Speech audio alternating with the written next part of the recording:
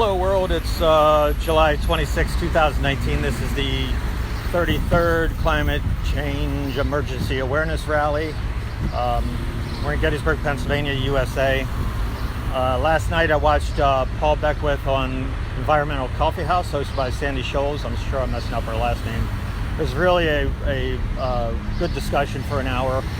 And if you get the chance, go on YouTube or on Paul Beckwith's website or on Sandy Scholes with Environmental Coffee House. It's very well spoken, and it was really a good interview. I enjoyed it.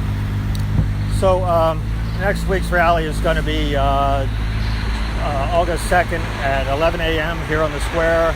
I'm no longer doing the Democratic headquarters rallies because basically Democrats have lost their way and they're basically ruled by corporate insiders. So I'm not going to do any more rallies in front of their headquarters and try to inspire them to get a climate change debate. However, I'll talk about that in a minute. Also, hey Wilma, how you doing? Wilma's here. So, let's see, August 2nd is next rally, 11 a.m. And then there's an immigration rally at Gettysburg Square sponsored by Gettysburg Rising. That's at 6:30 on August 2nd as well. And I encourage many to come out for that one. You know, a lot of people are protesting about the border wall and all, but the real crux behind immigration is actually climate change, in that South America, Central America rather, and Mexico, southern Mexico, they're going through extreme drought, and the people cannot afford to provide food for their family. We're going to walk away from this truck.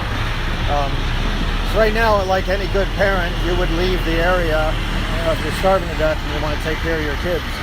So they think there's a lot of immigration right now, but probably in another couple of years, it's going to keep piling higher and higher, and eventually it'll be in the millions of people in North America and South America. North Americans going to have to leave areas too. So it's a good rally to come to, and that's on August 2nd, Friday at 6:30. So yesterday in Paris, the temperature was 108 degrees. Some places were 112 degrees. Germany, you had over 100 degrees, and in Netherlands, over 100 degrees, and London was pushing 100 degrees. Now, given that is weather, but it is an indication that things are going wrong. So evidently today in Gettysburg, it's a big truck day, you know, nothing but trucks, so it's really noisy. So things are really going astray as far as temperature goes. That's the all-time record for Paris. Now, I've been noticing a little bit of break in the media as well as Republicans as far as climate change goes. MSNBC and CNN are going to host a town hall meeting concerning climate change and invite the basic party insiders for the Democrats. Essentially, they're pushing out Jay Inslee, who is the climate change person, and they're not going to give him a platform to stand on because he doesn't have enough percentage of the people that are interested, or enough people donating to his cause. And it's a real shame because he's actually the one leading the charge on climate change out of all the Democratic field. So again, the party insiders rule as far as setting up the rules, and MSNBC or NBC or MSNBC and CNN, you know, are really kind of doing a good thing, but they're doing a bad thing by not including the very people who actually know what's going on. Now, on the Republican side, you have this guy Frank Lunt, who is basically the puppeteer for the Republicans. He determines the talking points for a lot of things, and actually he had a fire around his house 2 years ago, and now he's starting to be a climate change proponent and saying the Republicans actually need to start talking about it. So that's an about face, and it is a good thing. Whether they can counteract all the damage they've done throughout the decades is probably not true, not going to happen.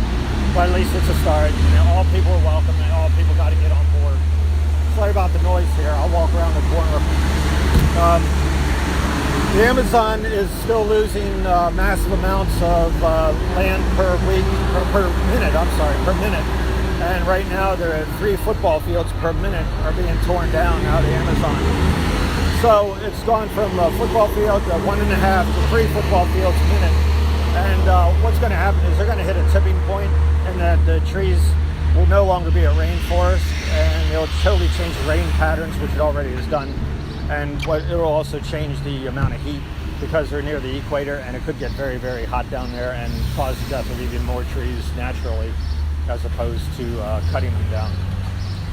Up in the Arctic, you have fires above the Arctic Circle, and there have been over, I think it's 100 plus fires above the Arctic Circle right now. Some of the fires are over 200,000 acres. So the Gettysburg battlefield, for example, is 10,000 acres. These fires are 200,000 acres. And they're not necessarily tree fires or shrub fires, they're peat fires. So what you have is these fires have had a potential of burning for years. And it's not just the fact of burning and causing a loss of snow and everything, but they're throwing soot in the air and also carbon dioxide in the air at the megaton, or not megaton, millions of tons rate. So it's even causing more global warming and climate change, which is not factored into the models that they, when the IPCC draws up models. So it's a very scary thing what's happening up there.